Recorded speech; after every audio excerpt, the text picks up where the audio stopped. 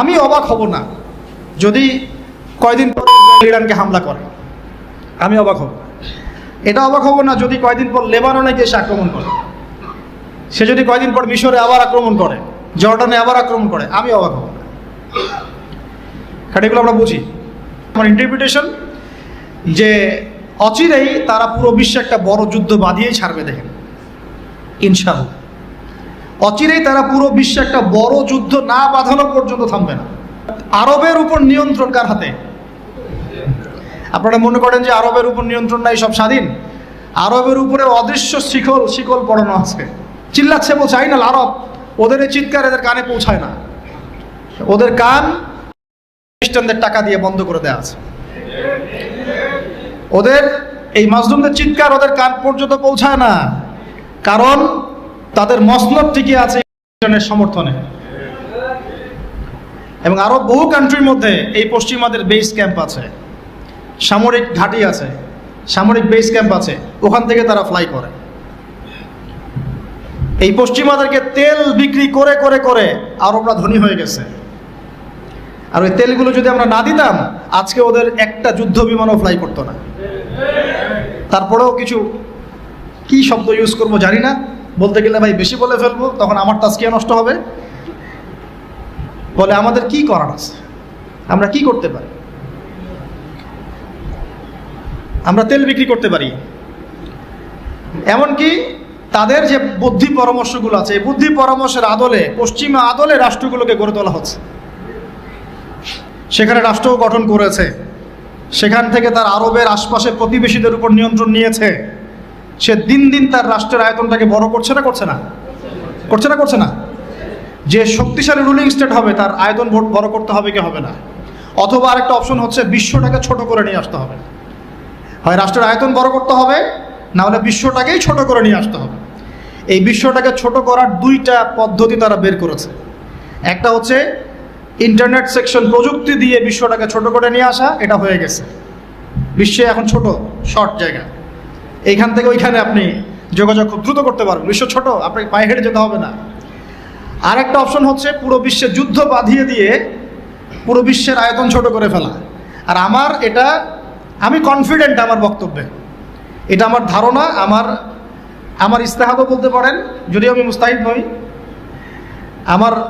আমার ইন্টারপ্রিটেশন, এই শব্দটা ভালো হবে, ইস্তেহাদ না বলে বলছি আমার ইন্টারপ্রিটেশন, যে অচিরেই তারা পুরো বিশ্বে একটা বড় যুদ্ধ বাঁধিয়েই ছাড়বে। দেখেন, ইনশাআল্লাহ অচিরেই তারা পুরো বিশ্বে একটা বড় যুদ্ধ না বাঁধানো পর্যন্ত থামবে না।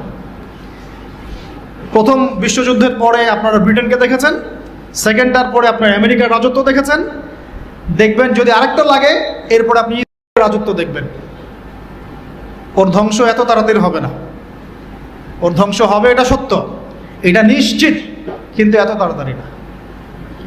সে রুলিং স্টেট হবে এবং দাজ্জালকে নিয়ে সে পুরো বিশ্বটা শাসন করবে। কতদিন? নবীজি বলেছেন 40 দিন। কতদিন? প্রথম দিন হবে 1 বছরের সমান, দ্বিতীয় দিন 1 মাসের সমান, তৃতীয় দিন 1 সপ্তাহের সমান, বাকি দিনগুলো আমাদের দিনের মতো। এই শাসন না হওয়া পর্যন্ত কিয়ামত হচ্ছে না। আর এই শাসন ততক্ষণ হচ্ছে না যতক্ষণ মহাযুদ্ধ না হচ্ছে। আর আমার ধারণা, ইন্টারপ্রিটেশন, বা শুধু আমার ধারণা না, অনেকেই ওয়ার্ল্ড অ্যানালাইসিস যারা করে তারা বলে যে হয়তো বা এই ইস্যুগুলো, ইউক্রেন রাশিয়া হোক, সিরিয়া ইস্যু হোক, ইয়েমেন ইস্যু হোক, গাজা ইস্যু হোক, আস্তে আস্তে একটা বড় যুদ্ধের দিকে এরা বিশ্বকে নিয়ে যাবে। এই যুদ্ধগুলো এমনি এমনি লাগে নাই, এরা লাগায়, পিছন থেকে লাগায়। ওদের স্বার্থ কি? অস্ত্র বাণিজ্য। কি বাণিজ্য? অস্ত্র বাণিজ্য। ওরা যুদ্ধ বাঁধিয়ে রাখবে, জিয়ে রাখবে, যাতে করে অস্ত্র ব্যবসা করা যায়। অনেক সময় মুসলমান 2 দেশের মধ্যে যুদ্ধ লাগায় দেয়, দিয়ে অস্ত্রের বাণিজ্য করে। এগুলো কি মিথ্যা কথা বলছি না সত্য কথা বলছি? সরাসরি বলছি ভাই, কিছু করার নাই। এখন সরাসরি না বললে তো দেরি হয়ে যাবে, এখন জানা উচিত আপনাদের বিষয়গুলো। তো আমাদের ইন্টারপ্রিটেশন যে এটা হয়তোবা চলে আসতে পারে, চলে আসলে পরে বিশ্বের অবস্থা কি হবে সেটা ভাবতে হবে আমাদের। করোনা ভাইরাসে বিশ্বের যে অবস্থা হয়েছে, আর আমি বলে দিই, করোনা ভাইরাস কোনো মহামারী ছিল না। এটা কোনো মহামারী, এরকম হয় না মহামারী। মহামারী মানে একটা এলাকার র্যাপিডলি মরে ধুয়ে সাফ হয়ে যাবে, এটাকে বলা হয় মহামারী। আপনার জ্বর হয়, আমার হয় না, আপনি মরেন, আমি মরি না, আপনার বেশি ইফেক্ট হয়, আমার হয় না। এমন মহামারী, সার্কাস মহামারী হয় না। এগুলো কোনো প্যান্ডামিক না, ওগুলো বোঝায় মানুষকে। কি সেটা চায়না ভালো জানে, কি সেটা আমেরিকা ভালো জানে, আর আমাদেরকে মিডিয়া দিয়ে যা গেলানো হয়েছে সেটা আমরা জানি। কারা কারা টিকা নিয়েছিলেন? সবাই তো টিকা নিয়েছেন মনে হয়। আচ্ছা, মাশাআল্লাহ, অনেক, ইনশাল্লাহ বহুত ফায়দা হবে। ঠিক আছে, ইনশাল্লাহ বহুত ফায়দা হবে। আচ্ছা, তারপরে আসেন, শেষ করে দেই ভাই, পরে আমরা কিছু কোশ্চেন অ্যান্সার নিবনি। তারা সেখানে রাষ্ট্র গঠন করলো, জেরুজালেমকে রাজধানীও বানাই দিল, আয়তনও বাড়াচ্ছে দিন দিন আস্তে আস্তে, তাই না? দিন দিন আয়তনও বাড়াচ্ছে, একের পর এক যুদ্ধ করছে, কেউ ওর সাথে পারছে না। যুদ্ধে কিন্তু পারা যাচ্ছে না ওর সাথে। আরবরা সবাই মিলে যুদ্ধ করেছে, পারে নাই, একবার দুইবার না, 4 বার, তাই না?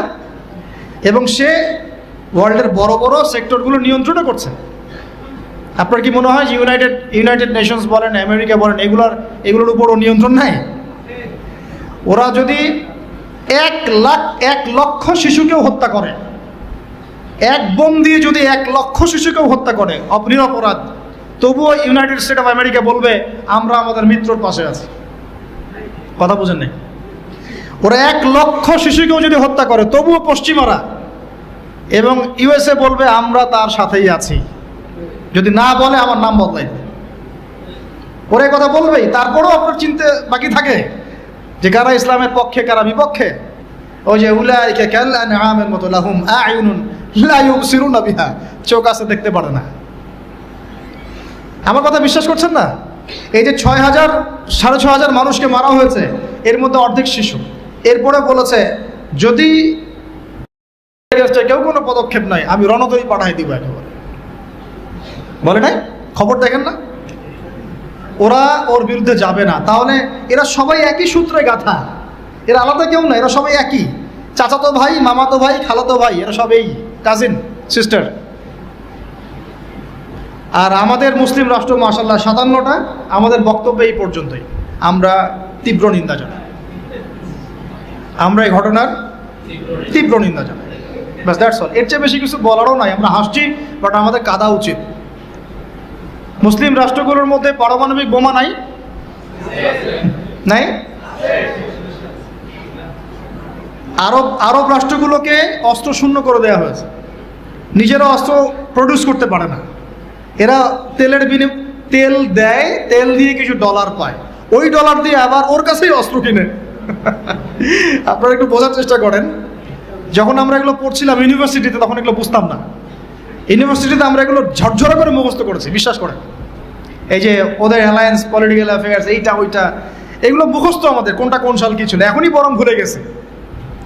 কিন্তু ইসলামের সাথে যখন এটা মেলানো শুরু করলাম, তখন দেখলাম যে বাপরে বাপ, গভীরে তো অনেক কথা আছে, এর শেকড় তো অনেক গভীর। মানে বিষয়টা বোঝেন যে আমি তেল বিক্রি করব শুধুমাত্র ডলারে, অন্য কোনো কারেন্সিতে না। মানে ধরেন যে এই ব্রিফকেস ভর্তি টাকা আছে, কি আছে ভাই? এটাতে ধরেন যে 1 কোটি টাকা আছে, আর আমি গেলাম আবুধাবিতে। কোথায়? আবুধাবি। তো গিয়ে বললাম যে শেখ, এই যেখানে এই ব্রিফকেসে 1 কোটি টাকা আছে, নট ডলার, টাকা, আমাকে 5 লিটার তেল দেওয়া যায়? জীবনে আমাকে তেল দিবে না। এই বক্সটা আমি নিয়ে গেলাম টাকার জায়গায় ডলার দিয়ে। শেখ, আমার কাছে ডলার আছে 1 ব্রিফকেস, আমাকে কি এখন তেল দেওয়া যায়? অবশ্যই। কুল্লু খালাস, অবশ্যই। ইয়া হাবিবি কুল্লু খালাস, আসেন তেল নিয়ে যান। হাবিবি বলবে তখন, আসেন তেল নিয়ে যান। এই যে শুধুমাত্র ডলার দিয়ে তেল কেনা বেচা করার চুক্তি, এর নাম হলো পেট্রো ডলার মনিটরি সিস্টেম। আপনি ডলার ছাড়া অন্য কোনো কিছুতে তেল কিনতে পারবেন। গাদ্দাফি চেষ্টা করেছিল, মেরে দেওয়া হয়েছে, ঠিক আছে? তারপরে আরও অনেক কান্ট্রি, সাদ্দাম হুসেইন ট্রাই করার চেষ্টা করেছিল, মেরে দেওয়া হয়েছে। এই চায়না, রাশিয়া এখন চেষ্টা করছে যে আমরা অন্য কারেন্সিতে তেল কেনা বেচা করব। ইরান মাঝখানে চেষ্টা করেছে আমরা সোনাতে তেল কেনা বেচা করবো, সোনা দিয়ে।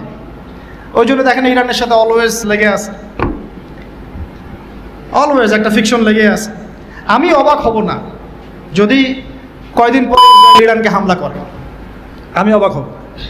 এটা অবাক হবো না যদি কয়দিন পর লেবাননে গিয়ে সে আক্রমণ করে, সে যদি কয়দিন পর মিশরে আবার আক্রমণ করে, জর্ডানে আবার আক্রমণ করে, আমি অবাক হব। কারণ এগুলো আমরা বুঝি। এখন কথা হচ্ছে এই যে কেনা বেচাটা জায়েজ না না জায়েজ বলেন দেখি, এটাও ভাইদের কাছে ফতোয়া নিয়েন। এতে করে কি হলো, ডলার হয়ে গেল সুপিরিয়র কারেন্সি, ও আধিপত্য বেড়ে গেল, আধিপত্য বেড়ে গেল। যদি আমরা টাকা দিয়ে তেল কেনা বেচা করতে পারতাম, তখন আমার টাকার মান থাকতো বেশি, ওদের মান থাকতো কম। তখন ডলারকে কেন্দ্র করে সব টাকা পয়সার মান নির্ধারণ করা শুরু হলো। কথা বুঝতে পারছেন?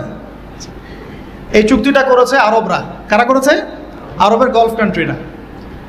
এর পিছনে একটা ঘটনা আছে। বাদশাহ ফয়সাল রাহিমাহুল্লাহ তিনি তেল বয়কট করেছিলেন, তারপরেই হেনরি কিসিঞ্জার এসে এই চুক্তি করেছিল। এটা অনেক আগের কথা, এটা চতুর্থ যুদ্ধের কথা, 1973 সালের দিকের কথা। এখন এই তেলের উপর নিয়ন্ত্রণ তারা নিয়ে নিল ডলার দিয়ে। যেটা বলতে চাচ্ছি শুনে বুঝেন, আমি ডলার দিলাম আপনাকে। আপনার নাম কি ভাই? আপনার নাম কি? হ্যাঁ, সাকিব আল হাসান ভাইকে আপনি খেলাবাদ এখানে কি করছেন? আচ্ছা, সাকিব ভাইকে আমি ডলার দিলাম এক ব্রিফকেস, এবং তিনি তেলের মালিক মনে করেন। এখন ভাই আমাকে তেল দিলেন, তা আমি তেল মাশাআল্লাহ আমার দেশে নিয়ে গিয়ে বাংকার আছে, ওই বাংকারের নিচে তেল ঢুকে রিজার্ভ করে রেখে দিলাম, যাতে ভবিষ্যতে এটা কাজে লাগে। কারণ তেল ছাড়া তো বিশ্ব অচল। আপনি তেল ছাড়া এই বিশ্বে কিচ্ছু জ্বালাতে পারবেন না, পারবেন? কিচ্ছু জ্বালাতে পারবেন না, পুরোই অচল। তো এখন ভাই তো আবার অস্ত্র শস্ত্র তার কাছে নাই, সে আমার সাথে বন্ধুত্ব করেছে। এখন আমি তাকে বোঝাচ্ছি যে আপনার তো নিরাপত্তার জন্য অস্ত্র দরকার, আপনার আশপাশে অনেক শত্রু আছে, ইরান আছে আপনার পাশে, যদি হামলা করে আপনার শত্রুরা তো অভাব নাই, তাহলে অস্ত্র কিনতে হবে না আপনার? ও বলছে হ্যাঁ কিনতে হবে। তো তাহলে অস্ত্র তো আপনি বানাতে পারেন না, সেই প্রযুক্তি আপনার নাই। আমার দেশে অনেক অস্ত্র আছে, এগুলো আপনাকে দেই, আপনি ডলার দিয়ে এগুলো কিনে নেন। প্রথমে যে ডলারটা আমি ওকে দিয়ে তেল নিয়েছি, ওই ডলারটা আমি আবার ওর কাছ থেকে নিয়ে আমার অস্ত্র দিলাম ওকে। লাভকার? বুঝেন নাই মনে হয়।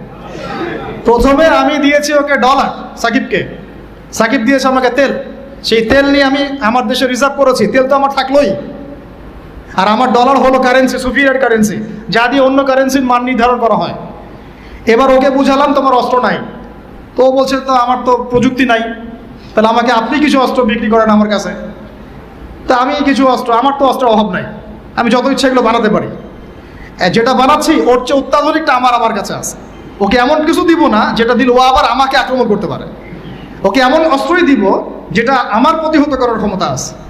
অথবা ব্যালিস্টিক মিসাইল ওকে দিব না, ওকে অন্য কিছু দিব। তা আমি এখন ওকে অস্ত্র কিছু দিলাম, ওই যে ডলারটা প্রথমে দিয়েছি ওইটা আবার সে আমাকে দিয়ে দিল। কিছু কি বুঝলেন? এইটাই চলতেছে আরবের মধ্যে। অথচ এই সার্কাসটা কিম জং উন অনেক বেশি বুঝেছে আগে। ও বলছে তোদের সাথে চলি না, আমি চায়নার সাথে চলবো, রাশিয়ার সাথে চলবো, আমি নিজে অস্ত্র বানাবো। দেখেন নাই কয়দিন আগে গোলগাপ্পু একটা মানুষ আসে আর বলে যে এই যে বিচার চালাচ্ছে, দেখেন নাই? ও ভালো কাজ করছে তার ভাষা। হ্যাঁ, আমি সে মুসলিম না, কিন্তু বলছি যে ওই সেন্সে সে ভালো কাজ করছে। আস্তে আস্তে বিশ্ব এদিকে যাচ্ছে। তবে সুসংবাদ, আমাদের জন্য সুসংবাদ হচ্ছে এই সময়টা আস্তে আস্তে অনেক মুসলমান শাহাদাত বরণ করবে ইনশাআল্লাহ, এবং তারা জান্নাতে শহীদ হয়ে পাখি হয়ে যাবে ইনশাআল্লাহ।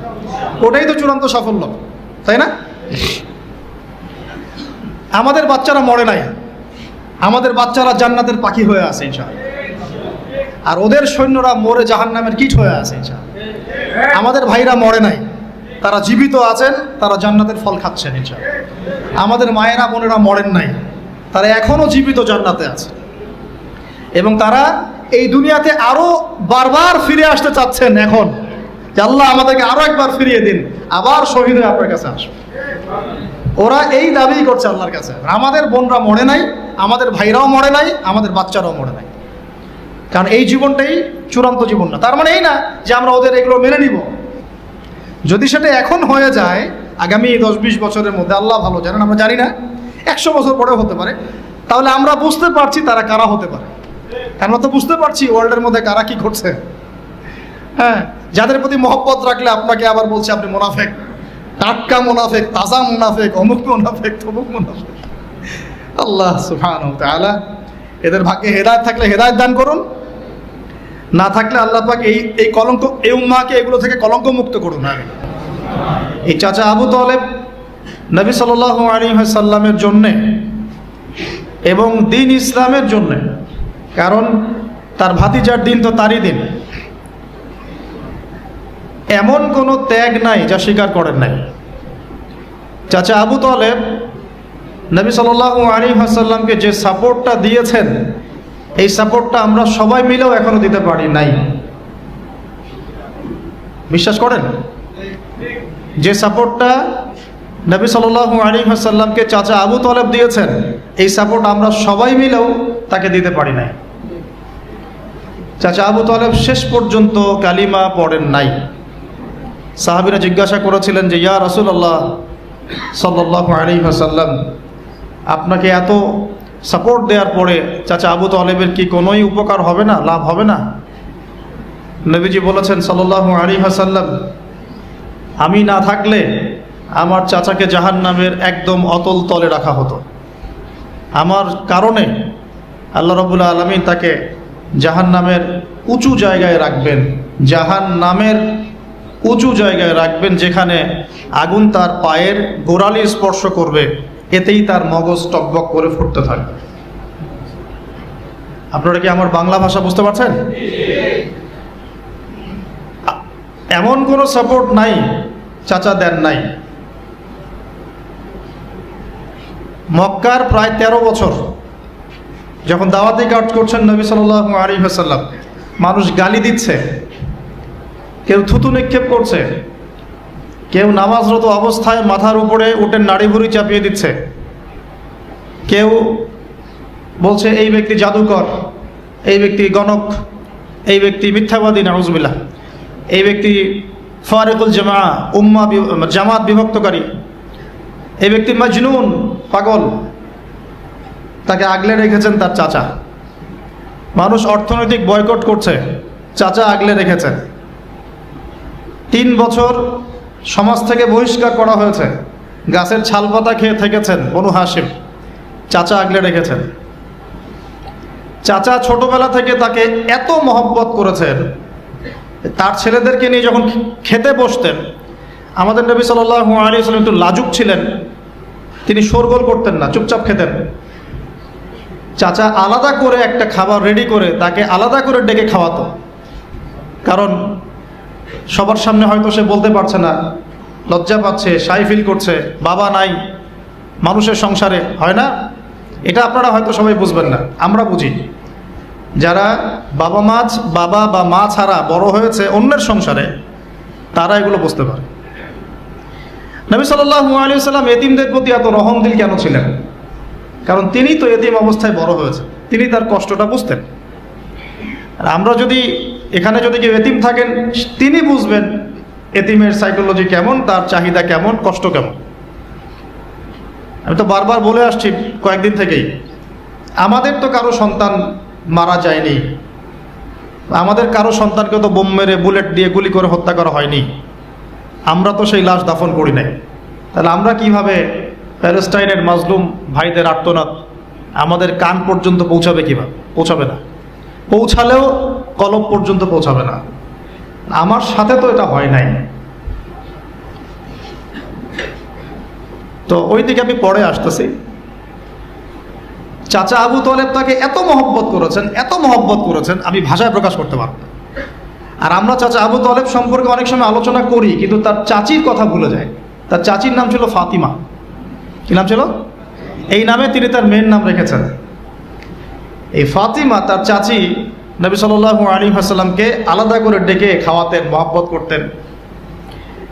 তিনি কিন্তু তার সন্তান না, অন্য কারো সন্তান। একজন মেয়ের পক্ষে অন্যের সন্তান মানুষ করা চারটাখানি কথা না। সতীনের সন্তানই সহ্য করতে পারে না, আর অন্য মানুষের সন্তান নিজের মতো করে মানুষ করা একটা মেয়ের পক্ষে এত সহজও না। তো এই কাজটা চাচি করেছেন। আমি একটা জায়গায় আসতে চাচ্ছি, এত কিছু করার পরেও, সমাজের মানুষের অত্যাচার, নির্যাতন সব থেকে ভাতিজাকে প্রোটেক্ট করার পরেও শেষমেশ তিনি কালিমা লা ইলাহা ইল্লাল্লাহ সাক্ষ্য দেন নাই। তো শেষে কি হলো, কালিমাটা পড়া হলো না? হলো না? বারবার জিজ্ঞাসা করা হচ্ছে, চাচা আপনি কালিমাটা পড়েন, আমি আপনার জন্য আল্লাহর কাছে সুপারিশ করব। শেষমেশ তিনি বলেছেন যে না, আমি আব্দুল মুত্তালিবের ধর্মের উপরে থাকলাম, নাউজুবিল্লাহ। সারা জীবন সাপোর্ট দেওয়ার পরে কালিমা পড়ে মুসলিম না হওয়ার ফলশ্রুতিতে আল্লাহর নবীজি বলছেন আল্লাহ পাক তাকে জাহান্নামের উঁচু স্থানে রাখবেন। আমরা যারা মুসলমান, মুসলিম পরিবারে জন্মগ্রহণ করেছি, আমরা বা আমাদের মধ্যে বেশিরভাগ মানুষ এখনো এই নিয়ামতের শুকরিয়া আদায় করতে পারি নাই যে আল্লাহ পাক আমাদেরকে মুসলমান পরিবারে জন্ম দিয়েছে, কালিমা পড়ার তৌফিক দিয়েছে। আমরা সহজে যা পেয়ে যাই তার মূল্য বুঝি না। আল্লাহ পাক যে আল্লাহ পাক কি আমাকে জিজ্ঞাসা করেছিলেন যে আবু তো আদনান তোমাকে মুসলিম বানাবো না অমুসলিম বানাবো? আপনাকে কি আল্লাহ পাক জিজ্ঞাসা করেছেন হে আব্দুল্লাহ, আব্দুর রহমান, তোমাকে মুসলিম বানাবো না অমুসলিম বানাবো, তুমি কি চাও? আল্লাহ পাক আমাদেরকে জিজ্ঞাসা করেন নাই। নিজ অনুগ্রহে আল্লাহ পাক আমাদেরকে মুসলিম পরিবারে জন্ম দিয়েছেন। তো সেই মুসলিম পরিবারের মানুষ এখন কালিমা লা ইলাহা ইল্লাল্লাহ এর সঠিক মর্মও জানে না, তাওহীদও জানে না, শিরকও চিনে না, ইমানের রোকনগুলোও বোঝে না, ইমানের মূলনীতিও বোঝে না, ইমান ভঙ্গের কারণও বোঝে না, কোনো কোনো ক্ষেত্রে ওযু গোসলের মাসলা মাসাইলও জানে না, নামাজ পড়ার ফরজ ওয়াজিব সুন্নাত মুস্তাহাব বোঝে না, নামাজ পড়েও না। মাশাআল্লাহ, জুমার দিনে নামাজ পড়তে আসে অনেকেই, ঈদের দিনে প্রথম দেখা যায়, আর জানাজার নামাজে প্রথম দেখা যায়। আর দেখা যায় যারা এরকম নামাজ কালাম পড়ে না তাদের জানাজা আবার ৩-৪ বার হয়। নামাজগুলো মনে বাকি শোধ করে পড়ে, রোজা রাখে না, জাকাত তো মাশাআল্লাহ প্রায় উঠে গেছে বললেই চলে সমাজ থেকে। বাংলাদেশের ধনিক শ্রেণীরা যদি জাকাত দিত 10টা পদ্মা সেতু বানানো যায়। বিশ্বাস করতেছেন না? ধনীরা যদি সত্যি সত্যি জাকাত দিত, জাকাতের টাকা পদ্মা সেতুতে দেওয়া যাবে কিনা সেটাও একটা মাসালা আর কি। আমি একটা এক্সাম্পল দিলাম আর কি। জাকাতের টাকা তো ওইটা করা যাবে কিনা এটা তো একটা মাসালা, তাই না? জাকাতের খাত তো 8টা, ইন্নামা সাদাকাতু লিল ফুকারা ওয়াল মাসাকিন ওয়াল আমিলিনা আলাইহা ওয়াল মুআল্লাফাতি কুলুব ওয়া ফির রিকাব ওয়া ফি সাবিলিল্লাহ, এরকম কয়েকটা খাত আছে। তা আমি একটা এক্সাম্পল দিলাম, যদি বাংলার মানুষ ধনিক শ্রেণী ঠিকঠাক জাকাত দিত, বিশ্বাস করেন সমাজে আপনি দরিদ্র মানুষ খুঁজে পেতেন। জাকাত ভিত্তিক অর্থনীতি চালু আপনি করতে পারবেন না, রাষ্ট্রীয়ভাবে পারবেন না। বলে কেন পারবেন না? কারণ প্রত্যেকটা রাষ্ট্রের উপর জাতিসংঘের নিয়ন্ত্রণ আছে। আমি ভাই খোলামেলা কথা বলার মানুষ, যদি কারো পছন্দ না হয় কিছু করার নাই, আমাকে বলতে হবে। আপনি আমার সাথে একমত হন বা না হন, অ্যাটলিস্ট শুনেন, পরে সত্য মিথ্যা আপনি যাচাই করেন, মানা না মানা আপনার বিষয়। আমি জাস্ট বলতেছি, আমি তো আপনার মস্তক দখল করতে পারবো না, আমরা তো খুবই দুর্বল। যখন উম্মার একটা সংকট চলে তখন আপনি চিনতে পারবেন কারা ইমানদার কারা মুনাফিক। ভালো অবস্থা আপনি বুঝতে পারবেন না, সব স্বাভাবিক আছে মনে করেন, এখন আপনি বুঝতে পারবেন না আসলেই কে ইমানদার কে মুনাফিক। উম্মার উপর কোনো বাধা বিপত্তি আসলে তখন বুঝতে পারবেন যে আসলেই কে ইসলামের পক্ষে আছে, কে ইসলামের বিপক্ষে আছে, আর কে ভিতরে ঢুকে ঢুকে শয়তানি করতেছে। আমাদের আলোচনার টপিক এইটা না, টপিকে আসতেছি। আমি একটা কথা বলতে চাচ্ছিলাম যে আল্লাহ পাক যে আমাদেরকে জিজ্ঞাসা না করেই মুসলিম পরিবারে জন্ম দিয়েছেন, এই নেয়ামতের শুকরিয়া আমরা আদায় করতে পারবো না। যদি সারা জীবন সেজদায় পড়ে থাকি এখন থেকে নিয়ে, আমরা শুধু তাওহীদের অনুসারী হয়েছি, এই কৃতজ্ঞতাই আমরা আদায় করতে পারবো না। আমরা দিনের জন্য কিছুই করি নাই, আমাদের দ্বারা ইসলামের বড় বড় খেদমত হয়েছে এমন না। আবু তালেব একা যা করেছেন, আমার মতো 100 জন আবু তালেব তা করতে পারে নাই, পারবে না, এটাই সত্য কথা। আবু তালেব কোন অবস্থায় করেছেন? যখন চতুর্দিক থেকে আল্লাহর নবীকে সবাই ছিছি করছে, গালিগালাজ করছে, হত্যার পর্যন্ত চেষ্টা করছে। পুরো সমাজ একদিকে, আবু তালেব একাই একদিকে। তার কাছে প্রস্তাব দেওয়া হয়েছে, তোমার ভাতিজাকে আমাদের হাতে তুলে দাও, তাহলে আমরা ব্যবস্থা নিব। সে বলছে আমি আমার ভাতিজাকে তোমাদের হাতে তুলে দিব না যতদিন না আমার দেহ মাটির তলে না যাচ্ছে। হ্যাঁ, তিনি নবীজিকে গিয়ে বলছেন, আমার আমার বৃদ্ধ কাঁধের উপর এত বোঝা দিও না ভাতিজা, আমার বয়স হয়ে গেছে, ওরা তোমাকে বলছে তুমি দাওয়াতটা ছেড়ে দাও। তো নবীজি বলছেন, আমার ডান হাতে যদি চাঁদ এনে দেওয়া হয়, বাম হাতে সূর্য এনে দেওয়া হয়, চাচা আমি এই দাওয়াত ছাড়তে পারবো না।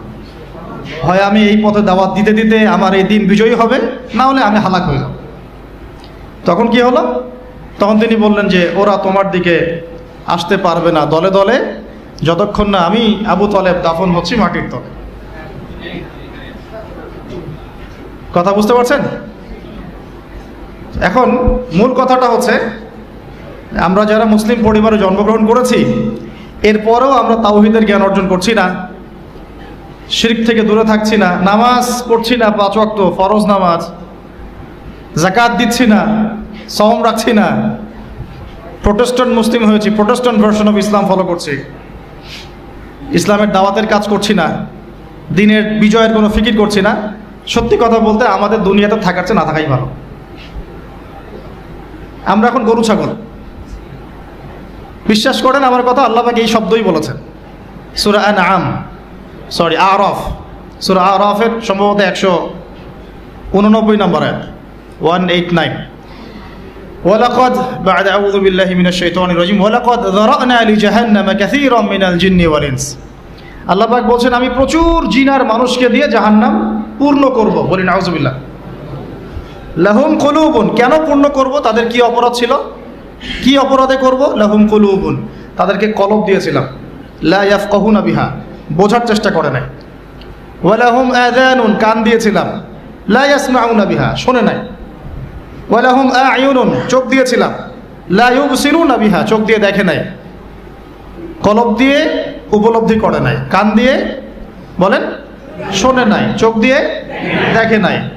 উলাইকা কাল আনআম, এরা ছিল আনআমের মতো। আনআম কি? আনআম মানে গবাদি পশু, ক্যাটলস, গবাদি পশু। শুধু তাই না, বালহুম আদল, বরং এর চেয়েও নিকৃষ্ট ছিল। গবাদি পশুকে যে দায়িত্ব দেওয়া হয়েছে ও সেটা পালন করে। প্রত্যেক প্রাণীকে যে দায়িত্ব দেওয়া হয়েছে সেই দায়িত্ব তারা পালন করে, করে কি না? না হলে আমরা এত বড় বড় বড় প্রাণীর সাথে কিভাবে পেরে উঠতাম? একটা গরু নির্দ্বিধায় জীবনকে সঁপে দিচ্ছে, বিদ্রোহ করছে না, করছে? তো আল্লাহ পাক এই কথা বলছেন, উলাইকা কাল আনআম, তারা হচ্ছে গবাদি পশুর মতো। বাল হুম আদাল, বরং তার চেয়েও নিকৃষ্ট। কারা? উপলব্ধি করে না, দেখে না, শোনে না। এখন আমাকে উত্তর দেন দেখি, আমাদের মধ্যে এখানে কোন ব্যক্তি আছেন যে চোখে দেখেন না, কানে শোনেন না, উপলব্ধি করেন না? আমরা সবাই চোখে দেখি। এই চোখে দেখি কি না? দেখতে পাচ্ছেন তো আপনি? কানে শুনতে পাচ্ছেন কি না? তাহলে আল্লাহ পাক কোন চোখের কথা বলছেন আর কোন কানের কথা বলছেন যেগুলো অন্ধ? বলেন। নিঃসন্দেহে অন্য একটা চোখ আছে, আরেকটা কান আছে, আরেকটা চোখ আছে, কান আছে, এটা কোথায়? কলবে। তাহলে আবু জেহেল আল্লাহর নবীকে চিনতে পারছে না, আবু বকর রাদিয়াল্লাহু আনহু চিনতে পারছেন, তাহলে দুজনের তো বাইরের চোখ একই। কোন চোখ তাহলে অন্ধ আবু জেহেলের, যে কারণে আবু জেহেল আল্লাহর নবীকে চিনতে পারল না? বলেন। এখন বলেন, মুসলমান পরিবারে জন্ম নেওয়ার পরে আমরা যারা নামাজ পড়ি না, যাকাত দেই না, রোজা রাখি না, সামর্থ্য হয়েছে হজ করি না, জুমার দিনে আসি, ঈদের দিনে আসি, হ্যাঁ, সৎ কাজে আদেশ করি না, অসৎ কাজে নিষেধ করি না, কোরআন তেলাওয়াত করা শিখি না, রাসূলের সুন্নাহ মাফিক জীবন গড়ি না, আর অর্থনীতি রাজনীতিতে গেলাম না, ওটা গেলামই না, বাদ, ওটা তো অনেক বড় স্কেল। তাহলে আমাদের কি চোখ আসলেই আছে, কান আসলেই আছে, কলব কি আসলেই জিন্দা, না সত্যিকার অর্থে আমরা গবাদি পশু হয়ে গেছি? আত্মপর্যালোচনা করতে হয় তো। আত্মপর্যালোচনা, মোরাকাবা মানে হচ্ছে আত্মপর্যালোচনা, নিজেদেরকে নিয়ে ভাবতে হবে তো। এখন আপনি আমাকে উত্তর দেন, যেই মুসলমান নামাজ পড়ে না, রোজা রাখে না, দাওয়াতের কোনো মেহনত নাই, দিন প্রতিষ্ঠার সংগ্রাম নাই, কোরআনও তেলাওয়াত করতে জানে না, আল্লাহর পথে সদকা করে না, তাওহীদের জ্ঞান নাই, শিরকের জ্ঞান নাই, সুন্নতের জ্ঞান নাই, বেদাতের জ্ঞান নাই, ঈমান ভঙ্গের কারণ জানে না, ওযু করার মাসালাও জানে না, তো এই মুসলমান সারা বিশ্বে মার খাবে না তো কারা খাবে? আমাকে বলেন, উত্তর দেন। আমার জানা নাই, আমি এগুলো বুঝি না, বুঝতে আসছি। আমি অনেক কিছুই বুঝি না, যে আমার বুঝের সাথে অনেক কিছুই মিলে না। আমার বুঝ এইটা যে মার খাবো না তো খাবে কারা? এটা আমার বোঝ। এখনো যে আমরা বসে আছি এখানে খাই নাই, সেটাই তো আল্লাহ পাকের রহমত। অনেক আগেই তো আল্লাহর গজব আসা উচিত ছিল। নামাজ তো আগেই ছেড়ে দিছো তুমি, যাকাত দাও না, রোজা রাখো না, রাসূলের সুন্নাতের কোনো খবরই নাই, প্রতিদিন ক্লিন শেভ করতেছো তুমি, আল্লাহ রাসূলের সুন্নাতকে জবাই করতেছো, প্রতিদিন করতেছো, পর্ন দেখতেছো, বাইকে করে মেয়ে নিয়ে ঘুরতেছো, ইউনিভার্সিটিতে গোল হয়ে বসে আসো, মেয়েদের সাথে টাঙ্কি মারতেছো। Sorry for my language. আগেকার সেই যুগ নাই তো যে চিঠি দিয়ে প্রেম করে, লম্বা প্রেম হয়, পরে বিয়ে হয়। এখন সব দৈহিক সম্পর্ক, 1 মাস একজনের পিছনে, ওটা হয়ে গেছে আর পরের মাসে আরেকটার পিছনে। ইউনিভার্সিটিতে জেনা আর জেনা, জেনা আর জেনা, এমনকি চাকরি ক্ষেত্রেও ফ্রি মিক্সিং, অফিস আদালত, কোর্ট কাচারি, রাজনৈতিক মিছিলে পর্যন্ত ছেলে মেয়ে একসাথে সামনাসামনি, সব জায়গায়। এগুলো অধিকার। এই ফ্রি মিক্সিংয়ের কারণে কি হয়েছে, আমরা জেনাটাকে উন্মুক্ত করে ফেলেছি। তো এখন আপনি বলেন যে, আমাকে বুঝান যে এইরকম অবস্থায় মুসলমানদের উপরে যদি বিপর্যয় না আসে, কোন সময় আসবে? আসে নাই, আল্লাহ পাকের খাস রহমত। হয়তো আল্লাহ পাক এখন পর্যন্ত সুযোগ দিয়ে রেখেছে। উপলব্ধি যে সবাই করে না এমনও না, বহু মানুষ উপলব্ধি করে, কিন্তু তাদের সংখ্যা নিতান্তই কম। আর তাদের মধ্যে আবার বিভক্তি আছে, বিভক্তি আছে, অনৈক্য আছে, আপোষে হিংসা, বিদ্বেষ, পরশ্রীঘাতরতা আছে। তারা আবার ইউনাইটেড না। তো বদরগঞ্জবাসীর জানা উচিত যে বদরের যুদ্ধ হয়েছে 2য় হিজরিতে। কত হিজরি? 2য় হিজরিতে। আল্লাহ নবী সাল্লাল্লাহু আলাইহি ওয়াসাল্লাম এই চাচার সংসারে মানুষ হয়েছেন প্রায় 53 বছর পর্যন্ত। এই চাচাই তাকে বিয়ে দিয়েছেন 25 বছর বয়সে। তার আগে চাচার ব্যবসা তিনি সামলেছেন। ওই ব্যবসার এক কাফেলা খাদিজা রাদিয়াল্লাহু আনহার অর্থ ছিল। এই ব্যবসা দিয়ে তাকে টেস্ট করলেন, দেখলেন আমানতদার, সুদর্শন, মাশাআল্লাহ উন্নত চরিত্রের মানুষ, উন্নত রুচিবোধের মানুষ, আল আমিন, বিশ্বস্ত। বিয়ের প্রস্তাব পাঠালেন, চাচা বিয়ে দিয়ে দিলেন। কার সাথে? খাদিজা রাদিয়াল্লাহু আনহার সাথে। তখন তার বয়স কত ছিল? 25। তার বয়স কত? 40। আর আমাকে এই সেকুলার সমাজকে আমরা বলতে চাই, আমি বলতে চাই, অ্যাটলিস্ট মনে করেন কথার কথা যে আমার স্ত্রীর বয়স 40, আমার বয়স 25। এখন আমরা একে অপরকে মহব্বত করি, ভালোবাসি, আমরা সংসার জীবনে হ্যাপি, সুখী, এবং আমাদের সন্তান সন্ততিও হচ্ছে। এমন না যে আমরা মেডিকেল সায়েন্সের ভাষায় এই দিকে আমরা অক্ষম। মহব্বত আছে, দুজন দুজনকে পেয়ে সুখী, একে অপরকে ভালোবাসি, সন্তান হচ্ছে। আপনার কোনো সমস্যা? আমি আমার এই ম্যারিড লাইফে আমরা হ্যাপি, আপনার কোনো সমস্যা? আমার স্ত্রীর বয়স 40, আমার বয়স 25। মনে করেন আমার বয়স এখন কত চলছে? 32-33 হবে আর কি, সূর্যের হিসেবে। কিন্তু বয়স কিন্তু ফিক্স হয় চন্দ্রের হিসাবে, আমরা সূর্য হিসাব করি। এখন ধরেন আমি একটা বিয়ে করলাম, ধরেন ধরেন ধরেন তো স্ত্রীর বয়স মনে করেন 16 বছর। কত? মনে করেন 16 বছর। 16 বছর একটা মেয়ের কি হায়েজ হয়? হায়েজ হয়? হায়েজ বোঝেন? আচ্ছা, সে কি সন্তান জন্মদানে সক্ষম? সক্ষম। সে কি ম্যাচিউর, ফিজিক্যালি স্ট্রং? এখন ওর বয়স 16, আমার বয়স 32, ডাবল। 16 দুগুণে 32 না? হ্যাঁ, তাই তো, অঙ্ক ভুলে গেছি ভাই। আচ্ছা, এখন ও আমার সাথে হ্যাপি, আমি তার সাথে হ্যাপি, সন্তান জন্ম হচ্ছে, দুজন সুখে আছি, মহব্বতের সাথে আছি, সুস্থ আছি। কোনো সমস্যা আপনার? তো এই হলো অবস্থা, সার্কাস। এখন এই 16 বছরের মেয়ে, আপনার মেয়ে, আপনি বিয়ে দিতে পারবেন না।